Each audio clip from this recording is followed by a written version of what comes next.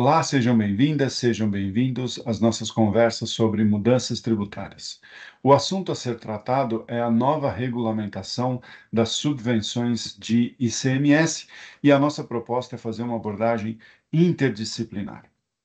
Começamos pela questão da limitação do cálculo do crédito fiscal, aqueles 25%, como que nós vamos calculá-lo? E vamos fazer isso em duas partes. Na parte 1, o foco é o artigo 8º da Lei 14.789, inciso 1º, parágrafo 1º, em que vai dizer que na apuração do crédito fiscal somente poderão ser computadas as receitas que sejam relacionadas às despesas de depreciação, amortização, exaustão, locação ou arrendamento de bens de capital, e não poderão ser computadas na apuração desse crédito a parcela das receitas que superar o valor das despesas. Pois bem, a dúvida aqui é, os 25% eles são aplicados sobre a receita de subvenção, ou eles são aplicados sobre as despesas relacionadas ali no inciso primeiro, né, de depreciação, amortização, etc.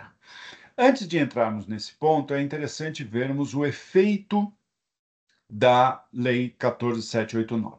Vamos tomar por base essa demonstração de resultado do exercício aqui, em que ela é básica, não tem nenhum incentivo, né, não tem ainda o crédito presumido de CMS que foi colocado ali. Com isso, a gente tem a apuração normal, um pagamento de imposto não tem constituição de reserva e chegamos aos dividendos que podem ser distribuídos. Essa coluna é importante porque ela é a nossa base para entender o efeito da Lei 14.789. Pois bem, se tomarmos a decisão do STJ, que vai dizer, olha, apura o crédito de subvenção e ele não compõe a base do imposto de renda e sequer é necessária a constituição da reserva de incentivos fiscais, nós temos esse efeito.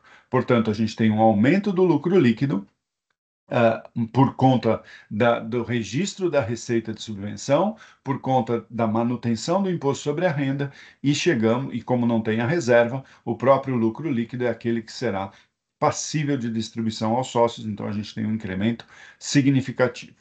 Se adotarmos literalmente a lei 12.973, inclusive para o crédito presumido de ICMS, o que nós vamos ter? Nós vamos ter a escrituração da receita, da subvenção, sem a tributação de PIS e COFINS, sem a tributação do imposto sobre a renda, mas com a destinação da reserva de incentivos fiscais. Então, nós podemos notar que com a 12.973, o lucro, apesar de ter um lucro líquido maior, o lucro passível de distribuição de dividendos, ele é menor, exatamente por conta da constituição da reserva de incentivos fiscais.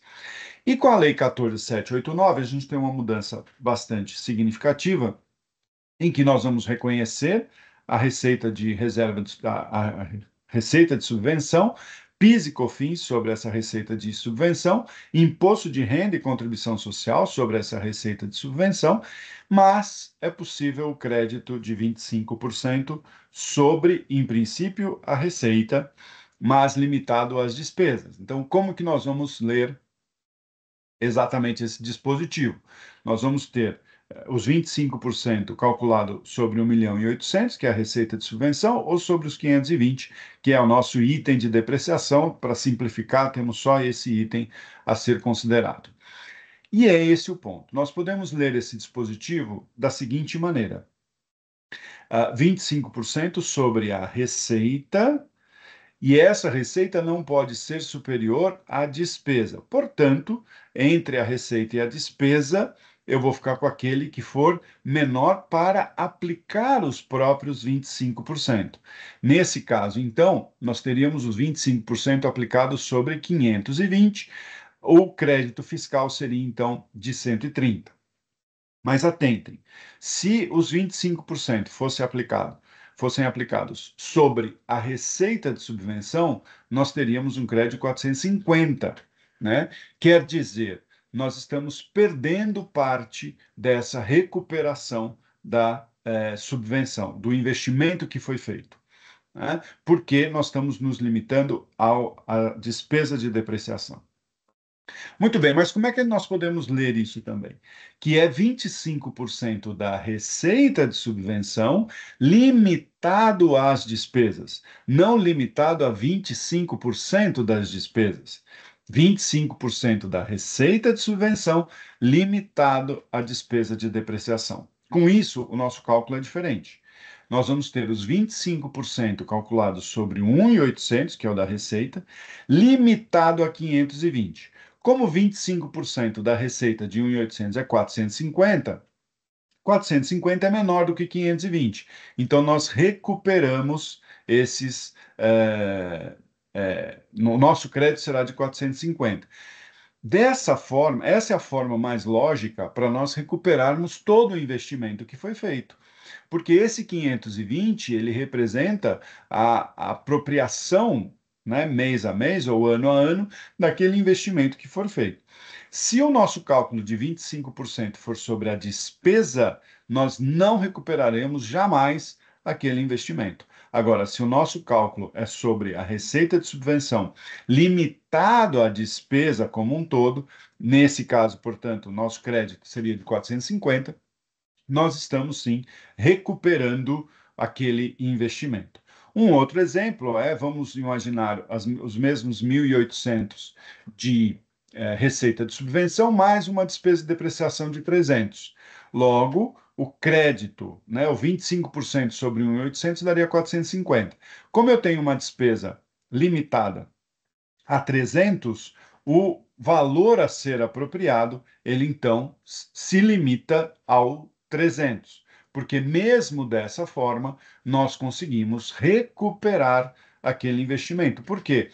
Porque a diferença vai ser levada para meses seguintes, porque, por exemplo, eu posso ter uma receita de subvenção bastante grande, em que os 25% representaria todo a despesa de depreciação acumulada, que é o que fala também a lei. Então, nós entendemos que nesse cálculo, os 25% se aplicam sobre a receita de subvenção, limitada à despesa de depreciação, amortização e aquelas despesas que estão lá.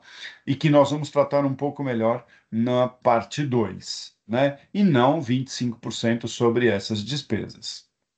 Então, muito obrigado, fiquem ligados, temos a parte 2 e outras discussões sobre mudanças tributárias.